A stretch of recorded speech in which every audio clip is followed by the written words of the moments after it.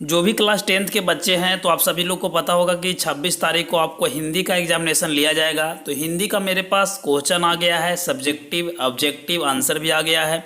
तो दोनों चीज़ आपको दूंगा, साथ में आपका पूरा डिटेल्स में आंसर भी करेंगे।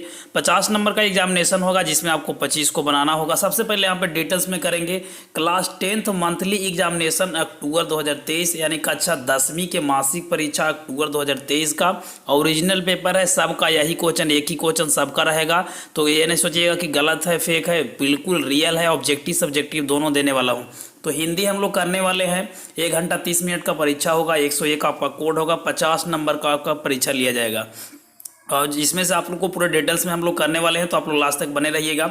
सबसे पहले यहाँ पे देखिए कि 1 से लेकर 30 ऑब्जेक्टिव पूछे जाएंगे, जिसमें से किन्हीं 25 को आपको जवाब देना रहेगा, लेकिन हम लोग पूरा 30 का 30 ऑब्जेक्टिव कर लेंगे इस वीडियो में। आप लोग लास्ट तक बने रहिएगा। इस चैनल पर नई बार है तो नीचे आपको सब्सक्राइब का बटन दिख रहा होगा, चैनल को सब्सक्राइब कर लीजिए। 24 परीक्षा में भी आपको तैयारी फुल करवाया जाएगा, ठीक है। सबसे पहले यहाँ पे देखिए पहला क्वेश्चन कि टांग अड़ाना मुहावरे का अर्थ क्या होता है। तो सबसे पहला का राइट आंसर आपका बी हो जाएगा, अड़चन डालना।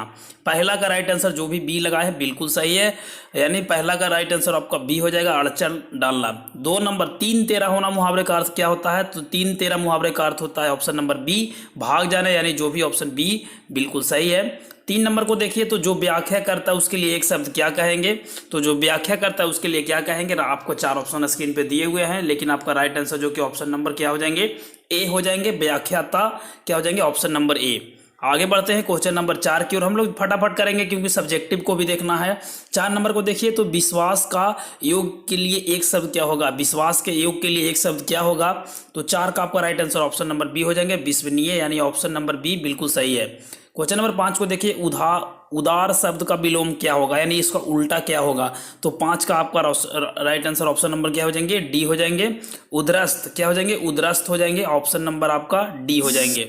आगे बढ़ते हैं तो क्वेश्चन नंबर आपको यहाँ पे 5 के बाद हम लोग क्वेश्चन नंबर 6 को देखते हैं। तो 6 पूछा जा रहा है कि एकात्र शब्द का विलोम, यानी इसका भी विलोम पूछना है, यानी उल्टा पूछना है। तो 6 का आपका राइट आंसर ऑप्शन नंबर ये हो जाएगा, विकीर्ण हो जाएंगे, ऑप्शन नंबर ए बिल्कुल सही है। 7 नंबर को देखिए निम्नलिखित में से कौन सा शब्द गंगा का पर्यायवाची शब्द है। पर्यायवाची का मतलब क्या होता है, उसी नाम से और भी जाना जाता है। तो गंगा को कौन सा और नाम से जाना जाता है, तो जानवी, यानी ऑप्शन नंबर ए बिल्कुल सही है। आगे बढ़ते हैं क्वेश्चन नंबर 8 की ओर। 8 बोला जा रहा है कि निम्नलिखित में से कौन सा आनंद शब्द का पर्यायवाची है। तो आनंद का पर्यायवाची क्या हो जाएंगे, प्रमोद, यानी ऑप्शन नंबर सी बिल्कुल सही है। आगे बढ़िए क्वेश्चन नंबर 9 को देखिए। 9 बोला जा रहा है कि हरफन मौला शब्द कौन सा समास है। हरफन मौला है वह कौन सा समास है। तो आपका right answer option number A हो जाएंगे, तत्पुरुष समास है। 10 नंबर को देखिए महावीर शब्द का कौन सा समास है। महावीर जो है वह कौन सा समास है। तो 10 का आपका right answer option number C हो जाएंगे, कर्मधारय समास, ऑप्शन नंबर सी बिल्कुल सही है। 11 नंबर को देखिए कि पारिवारिक शब्द का कौन सा प्रत्यय है। उपसर्ग पहले लगता है, प्रत्यय पीछे लगता है।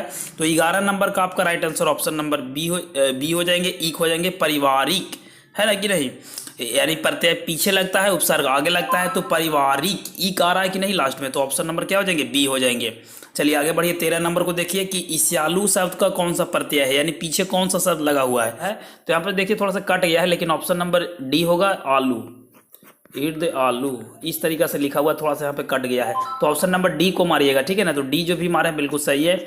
आगे बढ़ते हैं 13 नंबर। अभिभावक शब्द में कौन सा उपसर्ग, उपसर्ग पहले लगता है, प्रत्यय पीछे लगता है। तो आगे क्या लगा हुआ है। तो 13 का राइट आंसर ऑप्शन नंबर अभी, क्या लगा हुआ है, अभिभावक में अभी लगा हुआ है, तो अभी हो जाएंगे।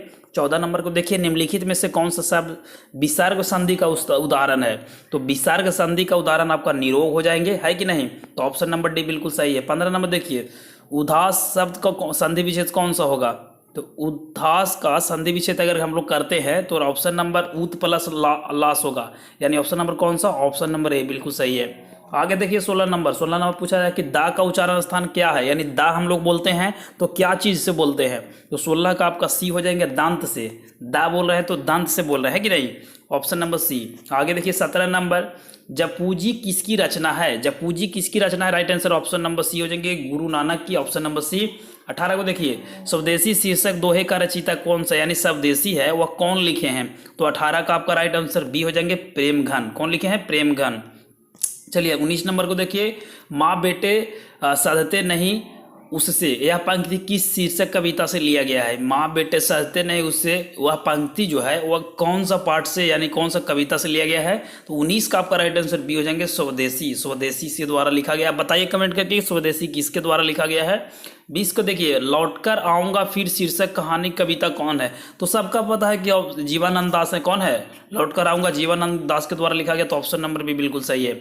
आगे बढ़िए, 21 नंबर को देखिए, निम्नलिखित में से कौन कवि छायावादी हैं? है कि नहीं? छायावादी की अगर बात किया जाए तो ऑप्शन नंबर सुमित्रानंदन पंत हो जाएंगे। जहां भी सुमित्रानंदन पंत से, यानी ऑप्शन नंबर सी बिल्कुल सही है। 22 नंबर को देखिए, किस देश के लोग बड़े, क्या पूछा गया, किस देश के लोग बड़े बड़े नख पसंद करते हैं? है कि नहीं?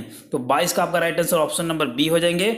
ऑप्शन नंबर क्या हो जाएंगे? 22 का right answer option number B हो जाएंगे, गौड़े देश का। है कि नहीं? गौड़े देश का। चलिए 22 के बाद हम लोग 23 को देखते हैं। तो 23 क्या पूछा जा रहा है? 23 पूछा जा रहा है कि हु आर सुद्रास किसकी रचना है, यानी हु आर सुद्रास है वह किसके द्वारा लिखा गया है? तो 23 का आपका राइट आंसर की बात करें तो ऑप्शन नंबर सी हो जाएंगे। कौन हो जाएंगे? भीमराव अंबेडकर जी के द्वारा लिखा गया। ऑप्शन नंबर बी सी हो जाएंगे।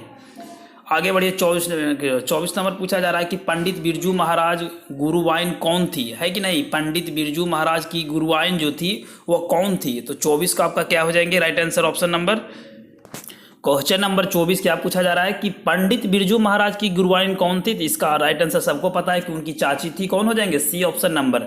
25 को देखिए, मछली शीर्षक पाठ से रचित विद्या कौन है? यानी मछली जो शीर्षक पाठ है यह किसके द्वारा लिखा गया? बहुत अच्छा क्वेश्चन पूछा गया, बहुत इजी क्वेश्चन है। तो 25 का आपका राइट आंसर ऑप्शन नंबर क्या हो जाएंगे? 25 जो शीर्षक है वह विधा कौन सी है? कहानी है और विनोद कुमार शुक्ल के द्वारा लिखा गया है कि नहीं? याद है कि नहीं कि भूल गए आप लोग? ये एक कहानी है और यह विनोद कुमार शुक्ल के द्वारा लिखा गया है। 26 नंबर को देखिए, 26 नंबर पूछा जा रहा है कि शिक्षा और संस्कृति शीर्षक पाठ के लेखक कौन है? तो महात्मा गांधी के द्वारा लिखा गया शिक्षा और संस्कृति। बहादुर कहाँ से भाग कर आया था? तो 27 का आपका क्या हो जाएंगे? नेपाल से। Option number C. Maharshi Vyas यानी महर्षि वेद व्यास जो महर्षि वाल्मीकि किस भाषा के कवि हैं? तो 28 का आपका राइट आंसर की बात किया जाए तो ये हो जाएंगे संस्कृत भाषा के। तो ऑप्शन नंबर ए बिल्कुल सही है। आगे बढ़िए, तो क्वेश्चन नंबर 29 पूछा जा रहा है कि ढाते विश्वास कहानी का केंद्र कौन सा समास है? कौन सी समस्या है? यानी ढाते विश्वास जो कहानी का केंद्र है वो कौन सी समस्या के बारे में बताया गया है? तो 29 का आपका right answer option number B हो जाएंगे, बाढ़ की समस्या। आगे देखते हैं 30 नंबर लास्ट क्वेश्चन, धरती कब तक घूमेगी शीर्षक पाठ के नायिका यानी कौन सी लेडीज राइटर है कि नहीं? तो 30 का आपका डी हो जाएंगे, सीता। तो देखिए 25 ही क्वेश्चन को बनाना था आपका, 30 ऑब्जेक्टिव पूछा जाएगा परीक्षा में, लेकिन इसमें से 25 को बनाइएगा तो 25 को बनाइएगा, लेकिन हम लोग 30 को देख लिए। अब इसमें से जो भी आपको 25 को ठीक लगता है उसको 25 को आप लोग बना लीजिएगा।